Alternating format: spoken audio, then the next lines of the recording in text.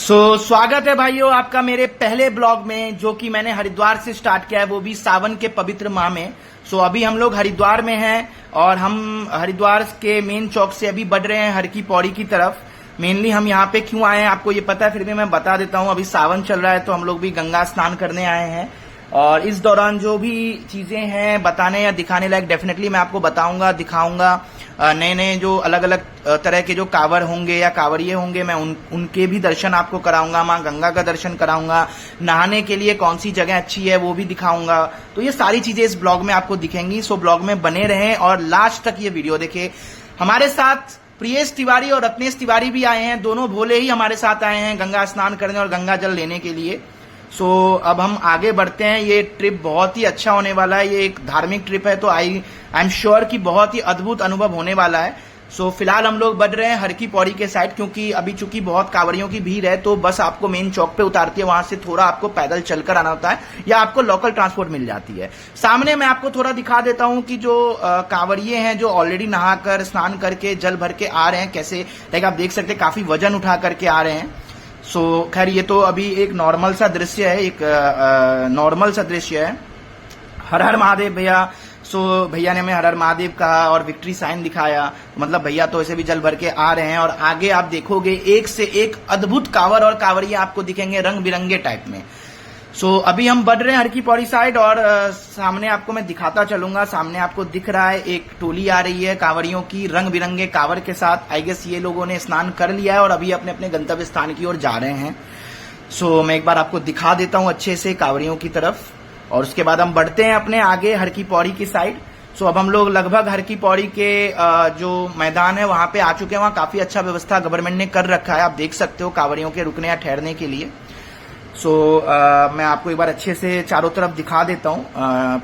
यहाँ आप देख सकते हो कि कांवर यहाँ पे रुकेंगे, जो भी कांवर आएंगे, क्योंकि देखो यहाँ पे बहुत तरह के कांवरिये आते हैं। कोई मंडे जाना चाहता है, मीन सोमवार को, कोई मंगलवार को, तो उस तरह से वो बनाया गया पूरा कॉरिडोर की कांवर आके आके रुक सकते हैं, थोड़ा देर आराम कर सकते हैं एंड देन बढ़ सकते हैं। बाकी मैं आपको दिखाता चलूंगा कि कांवरिये कहाँ कहाँ पे रुकते हैं, कहाँ कहाँ पे रुके हुए हैं।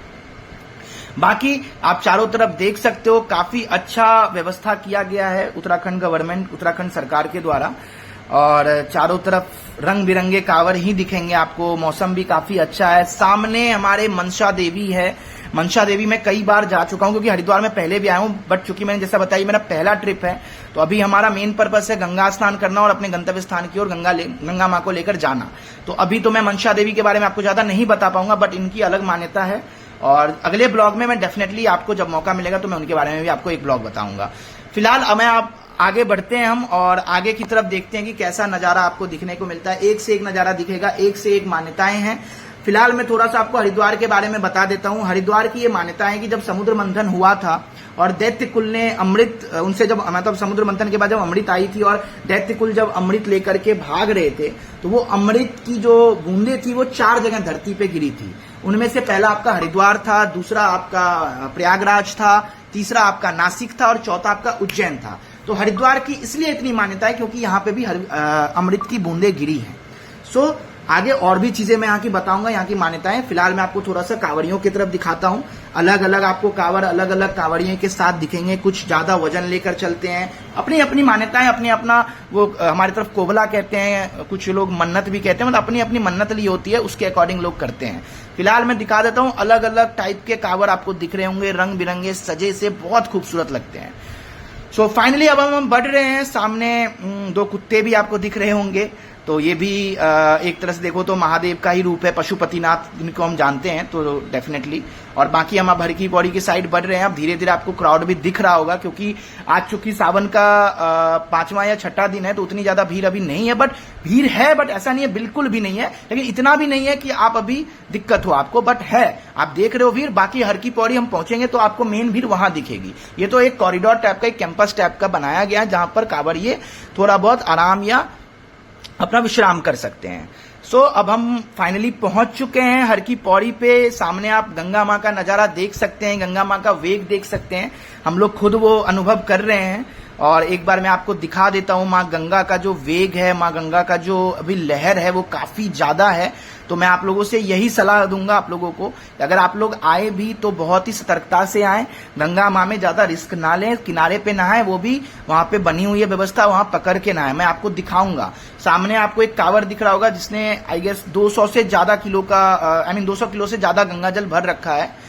और मैं यही चाहूंगा कि अपने गंतव्य स्थान तक पहुंचे, बट मैं आपको ये सलाह दूंगा कि आप उतना ही ले जितना आप उठा सकते हैं। ऐसा मत करें कि इतना ले कि आपसे उठे ही ना। तो अगर आपसे 200 किलो उठ सकता है तो तभी 200 किलो उठाएं। बाकी हर हर महादेव। बाकी मैं आपको थोड़ा सा दिखा देता हूं हर की पौड़ी का नजारा। यहाँ पे आपको मेन भीड़ दिख रही होगी, जो कि अभी सुबह का 6 या 7 बज रहा है, कोई ज्यादा वक्त नहीं हुआ, और इस टाइम पे इतनी ज्यादा भीड़ है तो धीरे धीरे और भीड़ बढ़ेगी। फिलहाल हम अपने नहाने के लिए जगह देख रहे थे तो हमें एक जगह मिली है जहां पे काफी अच्छा है और यहाँ भीड़ भी कम है, तो आई गेस हम यहाँ पे अच्छे से स्नान कर पाएंगे और काफी देर स्नान कर पाएंगे, मतलब अपने आत्मा को तृप्त कर पाएंगे। सो अब हम गंगा स्नान के लिए अंदर जाने वाले हैं। सो गंगा स्नान में जाने के बाद भी मैं आपको सारी चीजें बताता जाऊंगा, दिखाता जाऊंगा। सो फाइनली हम लोग गंगा माँ में प्रवेश कर चुके हैं और स्नान कर रहे हैं। हर हर महादेव, ओम नमः शिवाय। मैं आपको चारों तरफ का नजारा दिखाऊंगा। यहाँ थोड़ी भीड़ कम है तो नहाने के लिए अच्छी जगह है, हम लोग बहुत अच्छे से नहा रहे हैं। फिलहाल मैं आपको चारों तरफ एक बार दिखा देता हूँ। बहुत अलग नजारा है, बहुत अलग अनुभव हो रहा है, बहुत अच्छा लग रहा है। सावन के पवित्र माह में हम हर की पौड़ी हरिद्वार में गंगा स्नान करें, इससे अद्भुत कुछ हो ही नहीं सकता। सामने हमारे प्रियेश तिवारी और रत्नेश तिवारी दोनों भोले दिख रहे हैं आपको, दोनों अलग अनुभव ले रहे हैं, अलग मजे ले रहे हैं।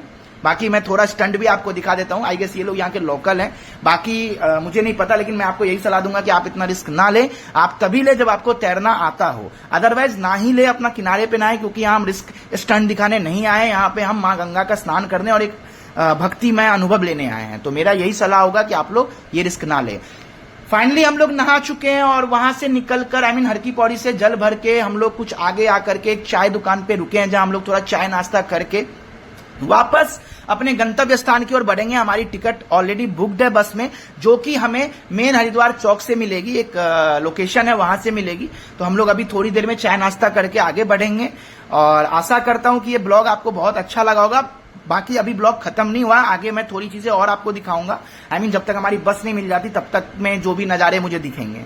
सामने आपको कांवड़ियों का नजारा दिख रहा होगा। अब कांवड़ी इतने वजन लेकर चलते हैं तो धीरे धीरे रुक कर चलते हैं, तो बहुत सारे कांवड़िए हैं और पूरे रास्ते आपको कांवड़िए दिखेंगे। सामने आपको अलग अलग टाइप के कांवड़ दिखेंगे। ये एक आदि योगी के थीम पे बना है, जो कि बहुत ही सुंदर और बहुत ही खूबसूरत दिख रहा था, तो मैंने थोड़ा सा इसका भी ले लिया वीडियो। सो फाइनली हमारी बस आ चुकी है, हम बस में बैठ चुके हैं। अभी समय हो रहा है 10:something।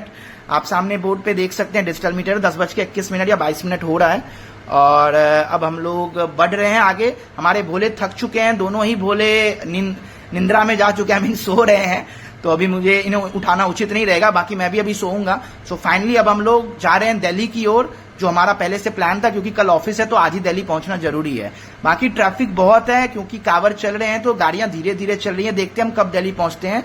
सो आशा करता हूं आपको मेरा ये ब्लॉग पसंद आया होगा और मिलते हैं अगले ब्लॉग में। Thank you so much. ओम नमः शिवाय। हर हर महादेव। जय श्री राम।